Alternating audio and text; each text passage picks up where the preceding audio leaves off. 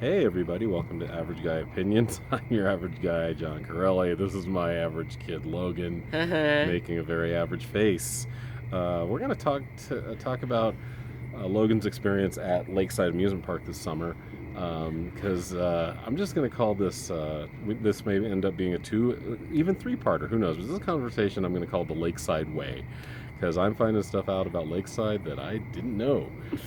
So you said you had a story right before we went. I'll get to that in a minute. Okay. First off, I just want to say, my history with Lakeside before signing up is that I don't intend to like I said, my big goal is to be like an artist and a game developer. I'm not super into amusement parks, but I definitely find them to be pretty interesting. Yeah. So, so I signed up this summer. I went with Lakeside over Elitch's because it's closer. And after I signed up, I heard someone tell me how Elitch's abuses their employees. I'm not sure exactly what that would consist of, or if it's true. I don't want to slander such a big company, but I absolutely believe it. Don't make enemies with Elitch's. For $15 wages. I feel like they could absolutely just kind of fuck over minors. Yeah, I hope they wouldn't go that far. What were you gonna say? Sorry. No, that's about it.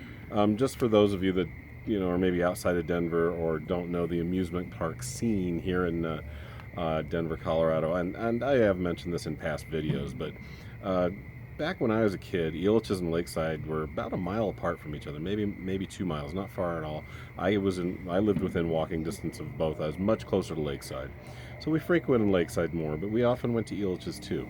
Then in the 90s, I want to say 95 maybe, sometime in the mid to late 90s, Elitch's moved downtown, down by the railroad tracks, just off of Spear, and then Six Flags owned it for a while. I don't know if they still do, but Elitch's is the corporate, clean, expensive version of the amusement park options here in Denver, and Lakeside is the gritty, dirty, family-owned since 1908, non-corporate, very different, but lovable.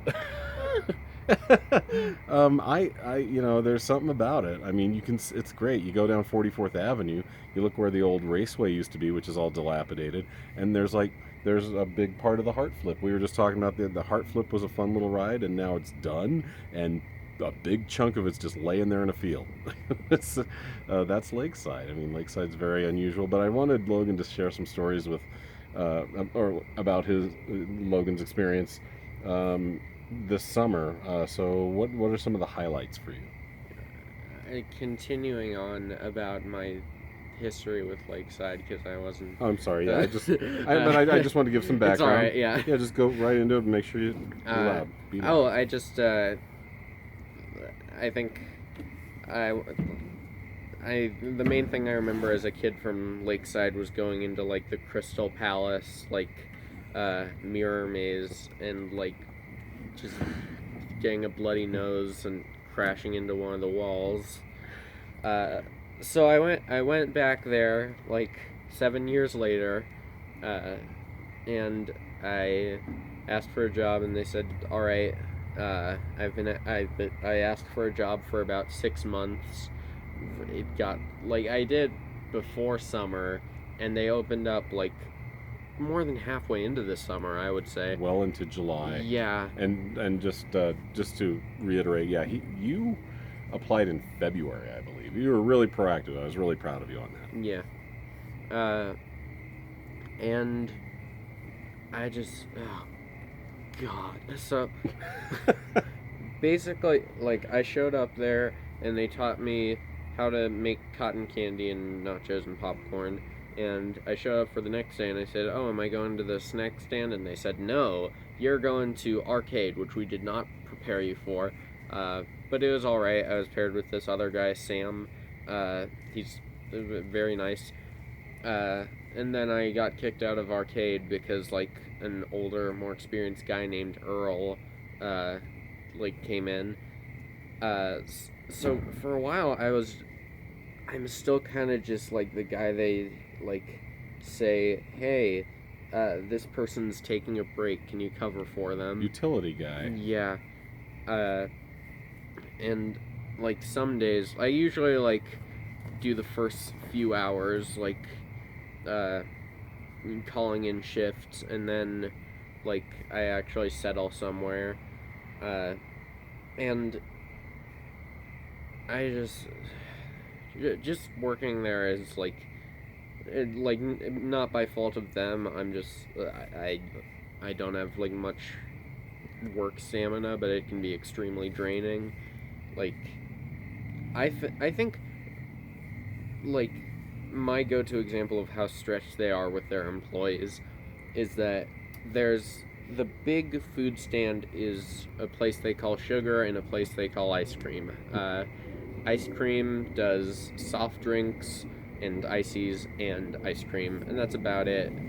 You need like one or two people. You know, it can handle with one, but I'd prefer to like just so the line goes quicker, cashier and like a icy and ice cream guy, and snack and sugar, which they do soft drinks, they do icy, they do snow cones, they do cotton candy, they do nachos.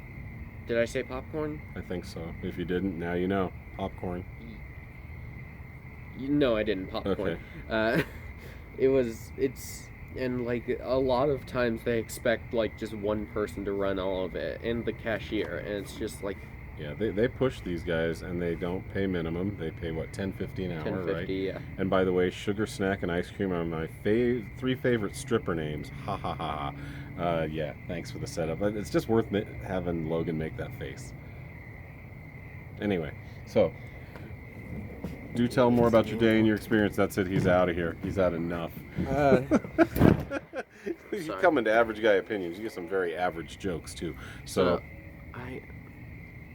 yeah, basically, I don't want to talk too much about the job. I just wanted to give you the context. Yeah. Just yesterday, they called me in and they said go to Hawaiian Ice, and I did that. And there were about like 8 or 9 wasps and hornets and bees and flies there. There was 1 fly and like 8 hornets and wasps. And I'm extremely good with hornets and wasps. I don't think I've been stung by a hornet or a wasp or a bee in my life, not that I can remember.